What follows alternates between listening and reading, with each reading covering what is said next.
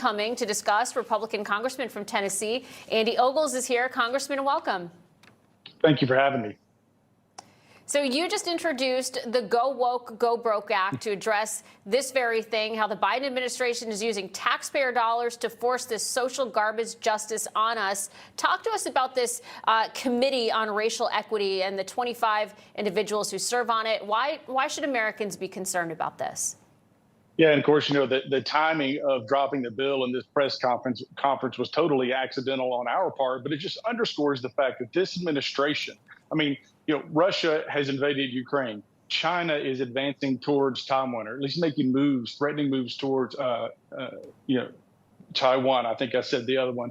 But anyway, all that to say is we have inflation, we have recessionary pressures, and instead of focusing on that, we've got a racial equity department in the Treasury. Treasury should be focused on interest rates and how are we going to fix this broken economy. But what are they going to do? They're going to impose this social justice, score upon the American people. And keep in mind that, Biden is about to become a one-term president.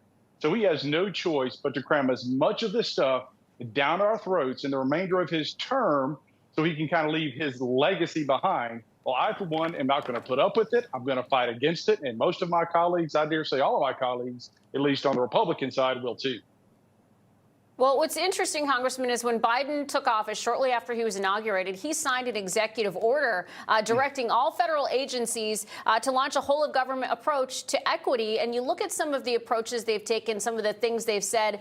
Think back to when Kamala Harris said that, certain communities should be prioritized for hurricane relief. Communities of color should get it before other communities. They put together the American Rescue Plan, offering debt relief to black and minority farmers, but not to white farmers. That led to a lot of outrage and a lawsuit. How far will they go if we don't put a stop to this? I think there is no end. I mean, who would have thought just a few years ago that, if we'd had this conversation, that you would have transgender drag shows in schools and, those types of people reading to your children. It would have been absurd, right? But here we are. And that's literally what this administration is fighting for.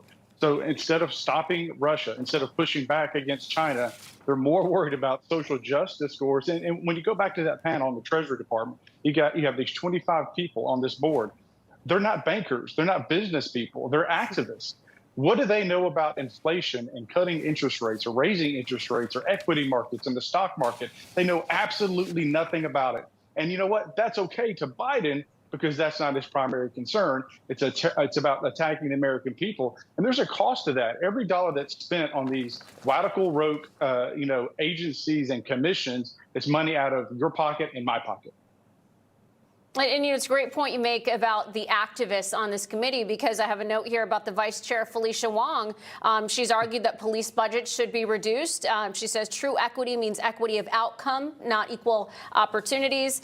I mean, it's just amazing what they're looking at here. And, you talk about going woke, go broke, and these organizations right now, Bud Light at the center of that. I've only got about 30 seconds left, Congressman, but your final thoughts. Well, my advice to any company like Anheuser-Busch, go make beer and do it well and stay out of the social justice business. It's not going to work for you. It's not going to work for your business model. And I, for one, would never have another Bud Light in my life. And, there are reports now that VP of marketing is taking a leave of absence. So we'll be watching that closely to see if they have taken some action against this, because certainly the consumers have voted with their wallets. Congressman Andy Ogles.